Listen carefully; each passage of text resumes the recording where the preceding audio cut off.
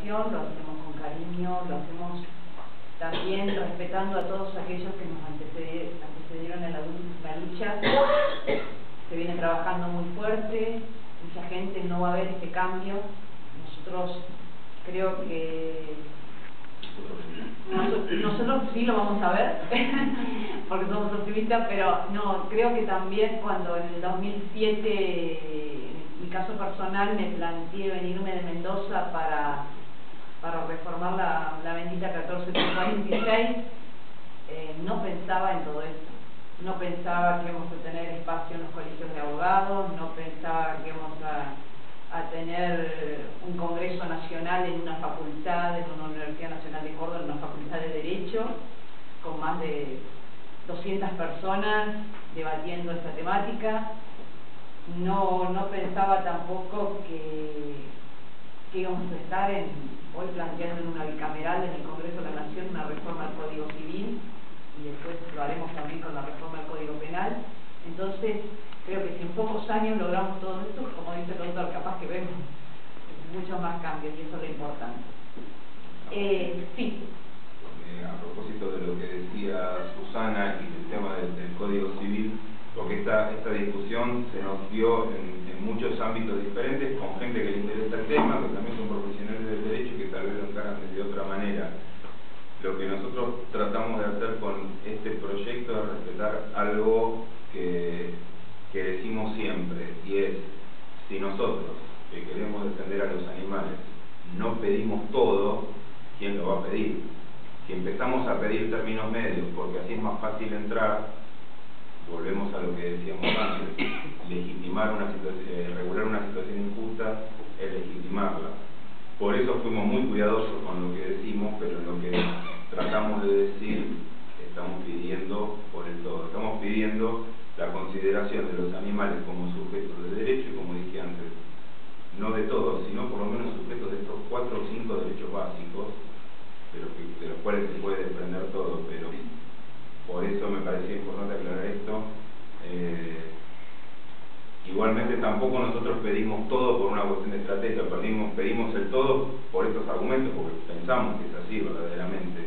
Después, si el Congreso o el legislador va a hacer otra cosa, no lo va a hacer con nuestro consentimiento, también eso es seguro, o con nuestro respaldo. Perdón, me pareció importante el paréntesis. Sí, no, en eso Eduardo también quiere agregar algo con esa cuestión, porque también planteábamos que una reforma mal hecha tampoco nos viene bien, en función de que no beneficia a los animales, que a veces es preferible quedarse con lo que tenemos, que no es mucho, pero manejarnos dentro de ese ámbito, porque no todos los días se reforma el Código Civil, eso es claro. Entonces, decir, apoyar una reforma que tampoco beneficie, en este caso, el estatus jurídico de los animales, tampoco la apoyaría.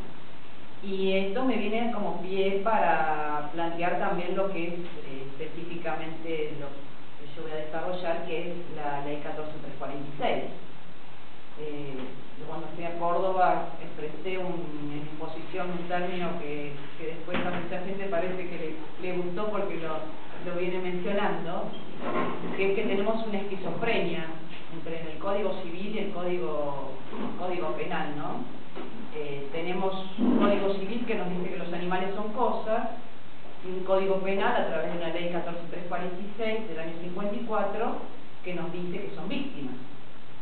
Entonces tenemos que también hacer un correlato entre nuestros ordenamientos jurídicos, porque nos ha planteado más de una vez algún fiscal o algún inclusive denunciado en el caso de violación de la 14346, decir: yo con mi animal hago lo que quiero porque es una cosa. Entonces, lo tiene claro. Entonces, bueno, justamente la idea de crear la materia de derecho animal en la Facultad de Derecho de la Universidad Nacional de Córdoba, y espero que se repita en otras universidades, es justamente esto, que realmente el espíritu del legislador al redactar la Ley 14346 no fue específicamente que les estoy diciendo de correlato con el Código Civil de determinado cosas,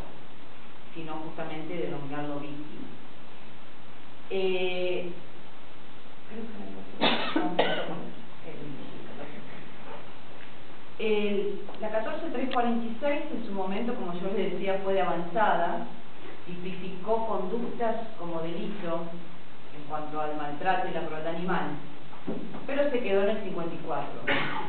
Y poco se hizo después de ahí desde la jurisprudencia y desde la práctica. Lo que nos vino a beneficiar muchísimo en este correlato que yo le decía de víctima es que en la reforma de la Constitución Nacional en el 94 tenemos un artículo 41 que dice específicamente que se debe propender a la preservación de la diversidad biológica y preservar esa diversidad biológica. En esa diversidad biológica están los animales, inclusive los domésticos, la fauna urbana. Entonces, los que hacemos la práctica tribunalicia en las causas de la 14346, ponemos este resguardo constitucional en todos nuestros escritos, porque justamente lo que estamos pidiendo es que se respete la Constitución, de que se respete y se preserve la diversidad biológica, en este caso los animales, que son víctimas a diario de maltrato y de crueldad. La 14346, hay mucha gente que dice, ¿para qué la utilizamos si tenemos el 183 o el 184 del Código Penal, el delito de daño? Tiene totalmente especialidades diferentes. Es decir, el delito de daño está dentro del capítulo de la propiedad y los ve a los animales justamente con este concepto de cosas y dice que aquel que ejerce un daño al animal total o parcialmente ajeno, y se refiere generalmente a los animales domésticos. La 14346 no, la 14346 en la segunda parte, que es el artículo 3, porque tiene 3 artículos, el artículo 1, ¿sí?, que dice, especifica la pena, y después el artículo 2 y el artículo 3. El artículo 3 específicamente no determina que sea aplicable solamente a los animales domésticos, sino que se puede aplicar a todos los animales. Y eso nos habilitó para hacer presentaciones por violación a la 14346 en animales de zoológicos, en animales de circos, en animales silvestres, obviamente en este caso cautivos, y bajo la responsabilidad del hombre. Eso es muy importante porque hubo un intento de reforma de la 14346 en el 2005, que justamente los legisladores querían que quede solamente reducida a la protección a los animales domésticos, en este caso perros, gatos, caballos, etc.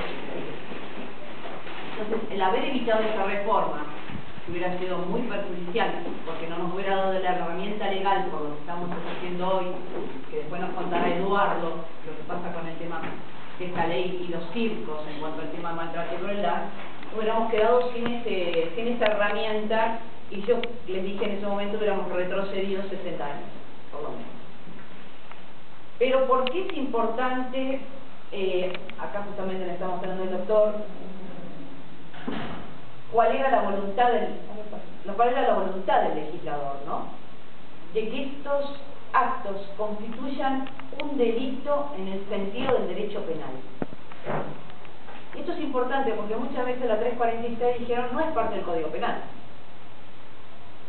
Y dentro mismo del proteccionismo y dentro mismo del movimiento animal, en algunos casos se me ha planteado también, no tenemos que reglamentar la 14346, desconociendo que era una ley de fondo, que era parte del Código Penal.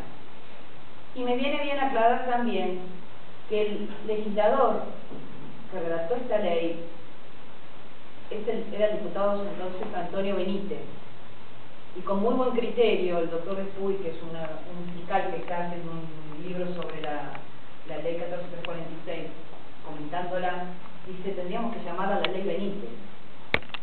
Cuando todo el mundo escucha, y más en los medios de comunicación, dice, está violando la ley Sarmiento. Y esta no es la ley Sarmiento. La 14346 no es la ley Sarmiento. De última sería la ley Benítez.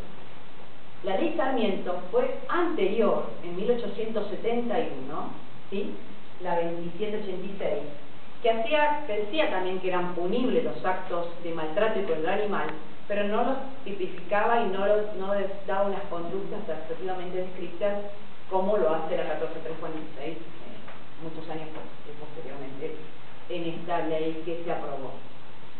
El tema que yo les quiero clarificar acá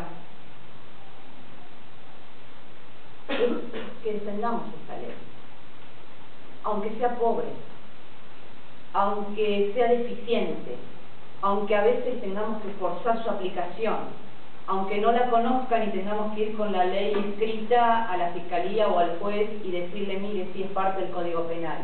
Defenderla por esto también que decíamos recién del Código Civil, es lo que tenemos. Es lo que tenemos y lo que tenemos que utilizar, hasta por lo menos que se reforme. Y para poner también en conocimiento y concientizar a la gente de que lo que se está afectando al violar esta ley es un sentimiento humanitario y un sentimiento hacia la sociedad, ¿sí? No estamos afectando un interés personal o patrimonial de alguien, sino un sentimiento moral de toda una sociedad que quiere que se respeten los derechos de los animales. Y aparte de respetar también ese sentimiento humanitario de las personas hacia los animales, estamos respetando su propia existencia y conservación de la vida y su salud física y psíquica. Yo me acuerdo cuando se hizo la denuncia contra el director veterinario del zoológico de Mendoza, nosotros le dijimos a la fiscal que lo que se estaba haciendo al torturar a estos animales, al lastimarlos, al enterrarlos, se estaba dañando su salud física, psíquica. Entonces me decía, ¿de qué me habla, doctora? Salud psíquica de los animales. Entonces les llevé a una etóloga que le explicó lo que era el comportamiento estereotipado, lo que era ese balancear continuo del animal en su jaula, la automutilación. En algunos casos se morían de depresión. Eso le está afectando su salud física. Esta causa estaba en la Corte Suprema de Mendoza, justamente porque fue apelada por la defensa de ese director veterinario, que reunía la calidad de director veterinario del zoológico, presidente del Colegio Veterinario de Mendoza y rector de la Universidad de Mendoza, de veterinaria, y estaba acusado de maltrato animal. Por matar de forma muy cruel a varios animales. Él decía, estoy practicando la eutanasia, y lo que hacía era golpear la cabeza de las palomas para poder sacarles análisis clínicos contra un tacho de hierro, y decía, y bueno, decía a los alumnos, y bueno, esto es solamente un talán, así lo declaró en la causa penal. Dice, golpeamos y se muere, y las tiraba a una bolsa y después de ahí pasaban al laboratorio a hacer los análisis clínicos. Por esa causa y por todo lo que hizo dentro del laboratorio del zoológico, con Marcos, el gorila que lo tiraron en un basural a cielo abierto, por todo eso está procesado este hombre, y esperemos que algún día se haga justicia, o por lo menos quedó ante la justicia moral de todos los mendocinos, su condena moral por todo lo que estaba haciendo en